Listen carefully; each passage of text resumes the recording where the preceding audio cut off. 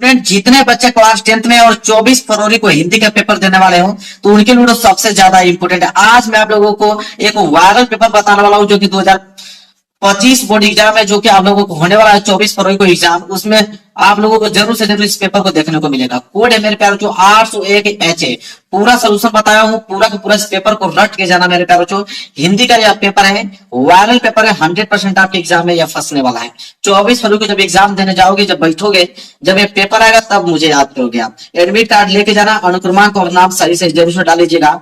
और पूर्णांक जो है 70 नंबर का यह पेपर बना हुआ है और इस पेपर को हल करने के लिए आपके पास समय जो है वो 3 घंटे 15 मिनट का समय दिया जाएगा। वादा करता हूं मेरे प्यारों चलो इस पेपर को आप तैयार करो तो सारे बच्चों का 70 में 70 नंबर बिल्कुल क्या हो जाएगा, पक्का हो जाएगा।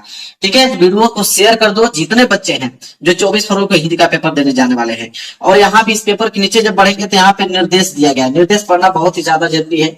मैं पढ़ के आप लोगों को निर्देश समझाता हूँ। देखिए निर्देश में पहला जो निर्देश बोला है कि प्रारंभ के 15 मिनट परीक्षार्थियों को प्रश्न पत्र पढ़ने के लिए निर्धारित है। मतलब कि 15 मिनट इस पेपर को आप पढ़ोगे और 3 घंटे में इस पेपर को क्या करोगे, सॉल्व करोगे। वही अगर हम बात करें दूसरे प्रश्न को, तो प्रश्न पत्र 2 खंडों में, खंड अ तथा खंड ब में विभाजित है। मतलब 2 खंडों में यह पेपर बना हुआ है। एक तो खंड अ में, दूसरा खंड ब में, 2 खंडों में पेपर विभाजित है। तीसरा अगर हम बात करें, बोला प्रश्न पत्र के खंड अ में बहुविकल्पीय प्रश्न है, जिसमें सही विकल्प का चयन करके OMR शीट पर नीले अथवा काले बाल पॉइंट पेन से सही विकल्प वाले गोले को पूर्ण रूप से काला करें। कहने का मतलब है कि खंड अ में बहुविकल्पीय प्रश्न रहेंगे, ऑब्जेक्टिव क्वेश्चन रहेंगे। उनका उत्तर आपको कहां पे देना होगा, तो OMR शीट पे देना होगा। ठीक है, पेन कौन सा यूज कर सकते हो, नीले पेन का यूज कर सकते हो, काले पेन का यूज कर सकते हो। पेन लेकिन बाल पॉइंट पेन होना चाहिए, जेल वाला पेन नहीं होना चाहिए मेरे प्यारे बच्चों।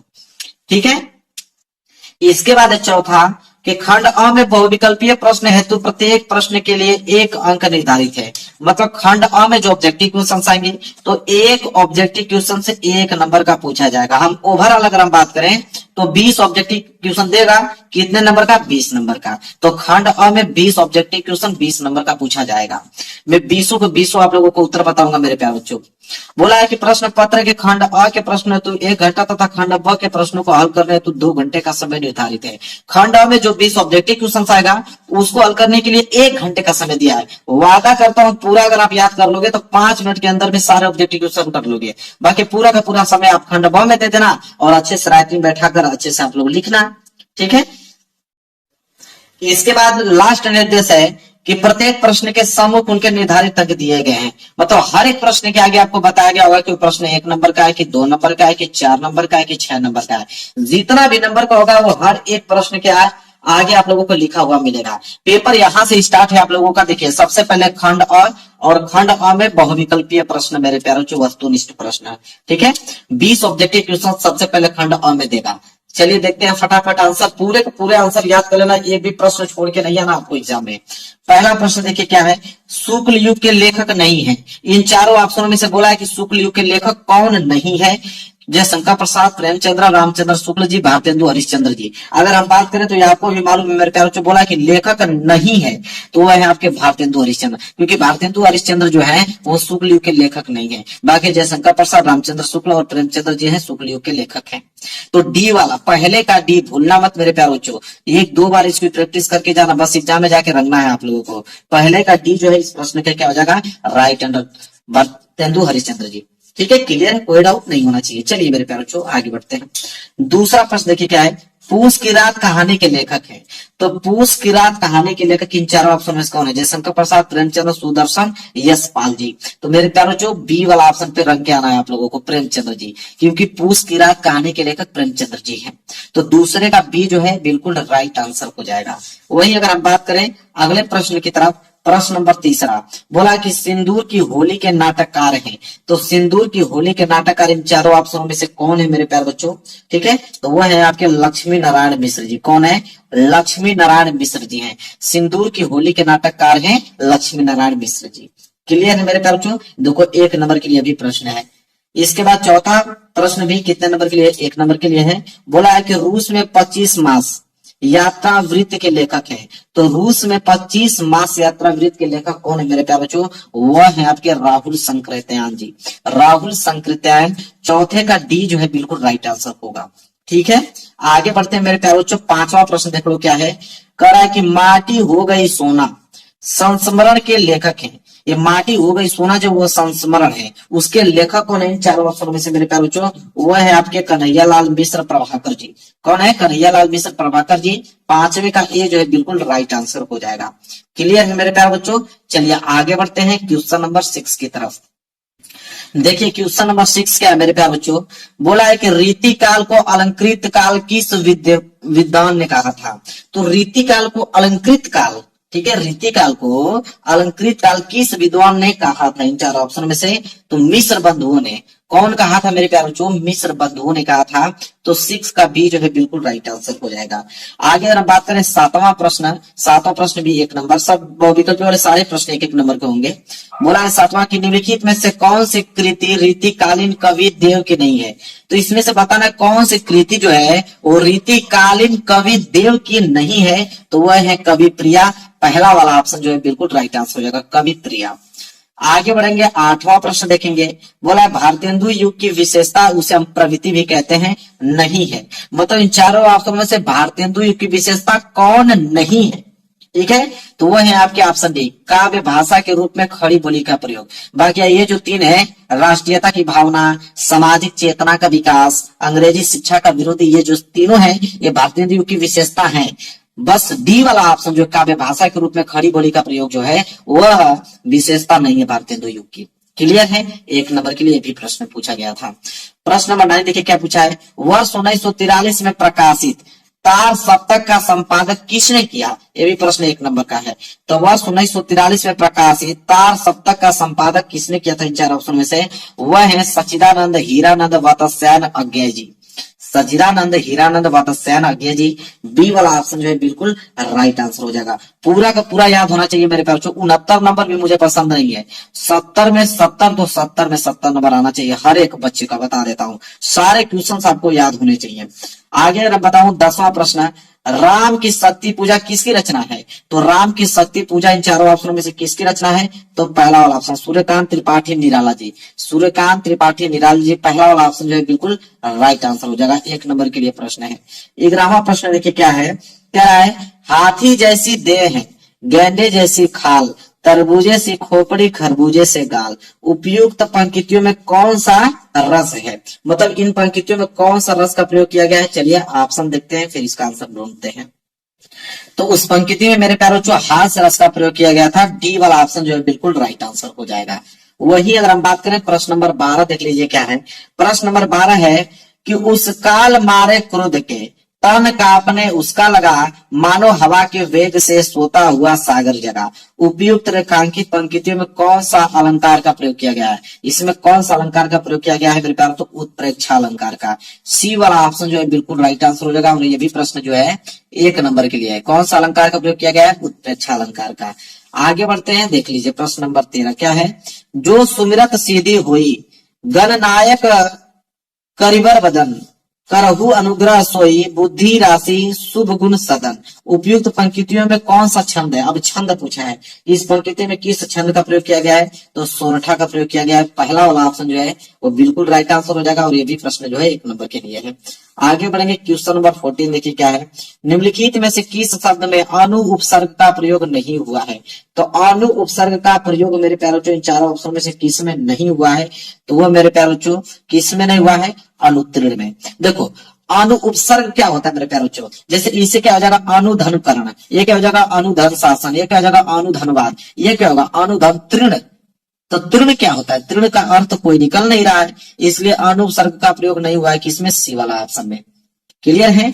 चलिए इसके बाद देखिए मेरे बच्चों यहाँ पे 15वां प्रश्न क्या है। नीलकंठ समस्त पद में उपयुक्त समास है। मतलब नीलकंठ में कौन सा समास का प्रयोग किया गया? बहुव्रीहि समास है। तो सिंपल है बी वाला ऑप्शन। नीलकंठ में कौन सा समास का प्रयोग किया गया? बहुव्रीहि समास का। 16वां प्रश्न देख लीजिए क्या है। बोला है कि बादल का पर्यायवाची शब्द नहीं है। तो बादल का पर्यायवाची शब्द नहीं, 1 नंबर के लिए प्रश्न है। पहले ऑप्शन देखते हैं, इसके बाद इसका आंसर ट्रिक करेंगे। बादल का पर्यायवाची शब्द नहीं है। पहला ऑप्शन है निरद, अम्बुद, जलद, जलज। मेरे प्यार जो बादल की अगर हम बात करें तो जलज जो है वो बादल का पर्यायवाची शब्द नहीं है। ठीक है, चलिए इसके बाद 17वां देखिए क्या है, युष्मद मतलब होता है तुम। तो युष्मद मतलब तुम सर्वनाम शब्द का तृतीय एक वचन रूप है। मतलब युष्मद का अगर हम तृतीय एक वचन रूप में देखें तो क्या होगा, तो वो होगा मेरे प्यारे बच्चों त्वा। क्या होगा, त्वया। बी वाला ऑप्शन जो है बिल्कुल राइट आंसर हो जाएगा। ये भी प्रश्न 1 नंबर का है। आगे बढ़ेंगे 18वां प्रश्न। आंधी आई और हम घर भागने लगे। रचना के आधार पर इस वाक्य का प्रकार है, मतलब आंधी आई और हम घर भागने लगे, किस प्रकार का वाक्य मेरे प्यारे बच्चों, तो ये जो है संयुक्त वाक्य है। सी वाला ऑप्शन जो है बिल्कुल राइट आंसर हो जाएगा, संयुक्त वाक्य है मेरे प्यारे बच्चों। आगे देख लेंगे प्रश्न नंबर 19वां।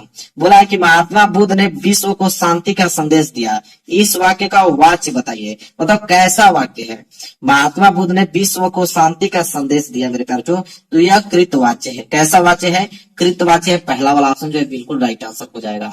वहीं अगर हम बात करें 20वां प्रश्न, वह अचानक चला गया। वाक्य में प्रयुक्त अचानक पद का व्याकरणिक परिचय है। मतलब अचानक जो है, अचानक शब्द क्या है, संज्ञा है, सर्वनाम है कि क्रिया विशेषण है कि क्रिया है।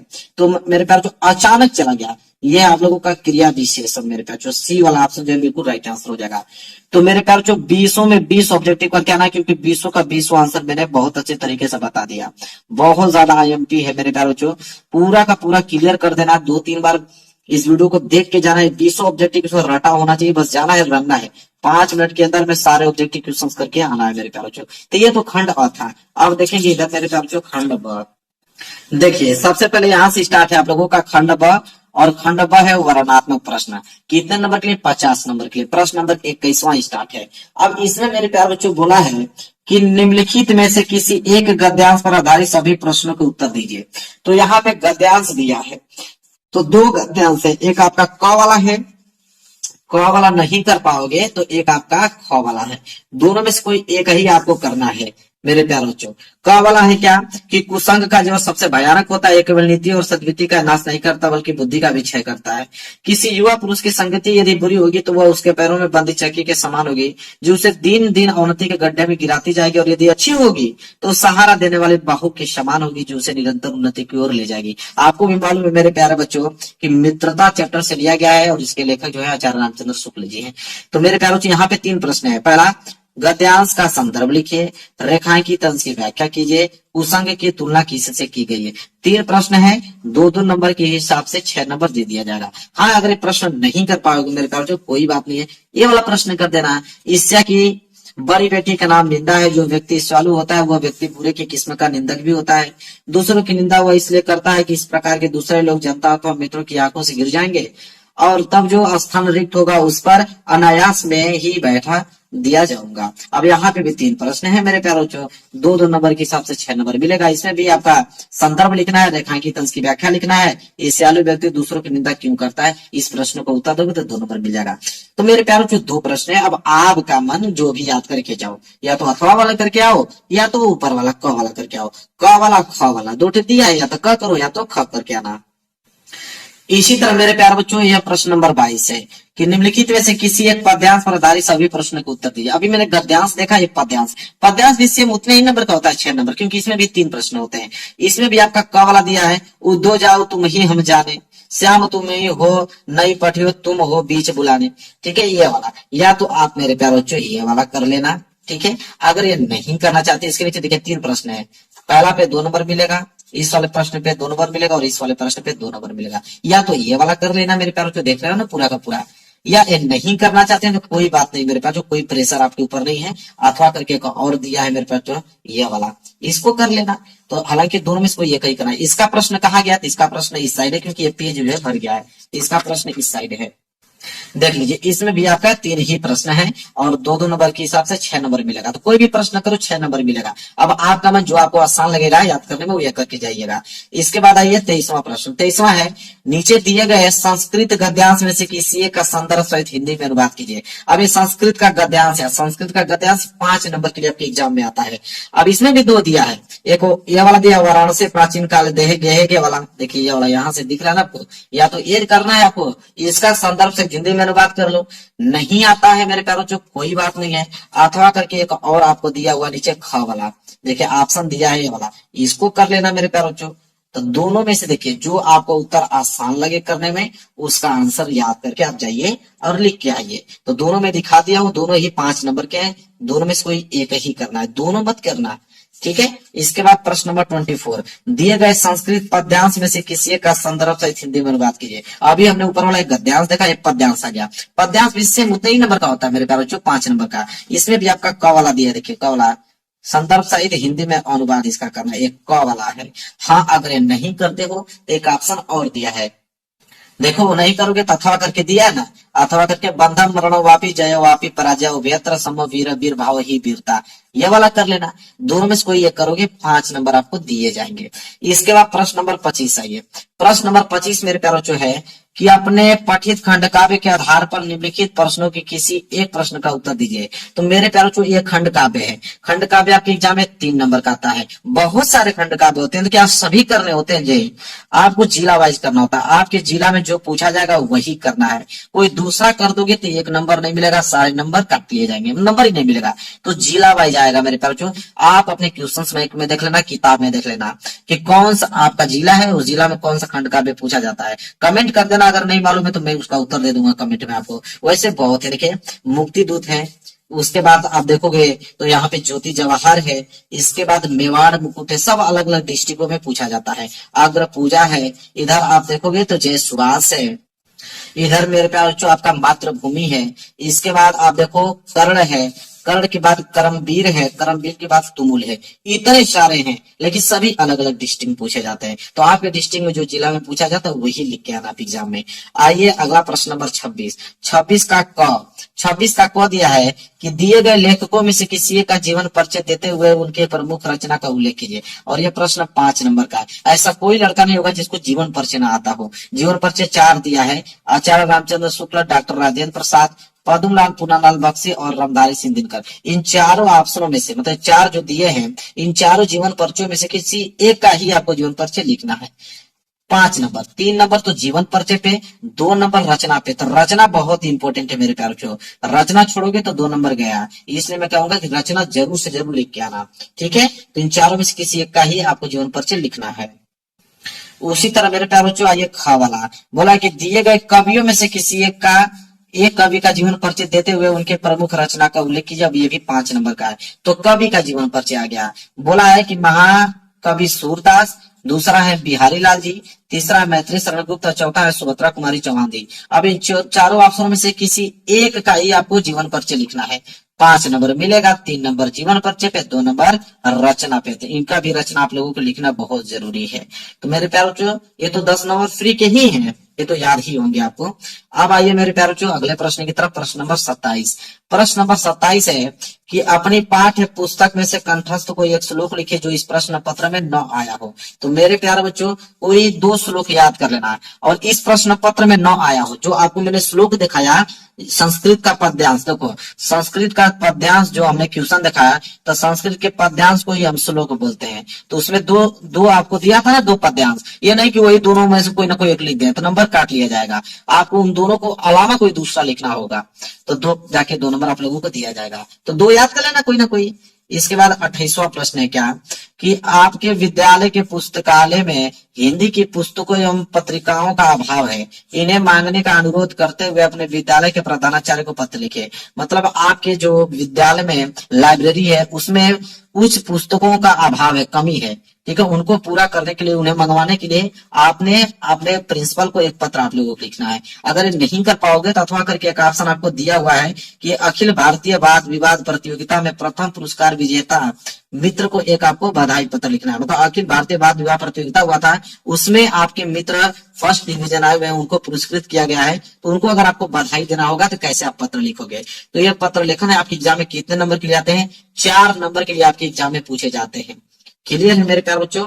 इसके बाद आगे बढ़ेंगे। देखिए इसके बाद है आप लोगों का प्रश्न नंबर 29। बोला है कि निम्नलिखित में से किन्हीं 2 प्रश्न के उत्तर संस्कृत में दीजिए, और ये 2 नंबर के लिए है। अब यहाँ पे 4 प्रश्न है। जैसे पहला है कि चंद्रशेखर क आसित, दूसरा है विरह केन पूजते, तीसरा वाराणसी नगरी का श्याम नदम कुलम स्थिता, चौथा है ज्ञान कुत्र संभवती। अब इन चारों में से किसी 2 ही प्रश्न का उत्तर संस्कृत में आपको देना है।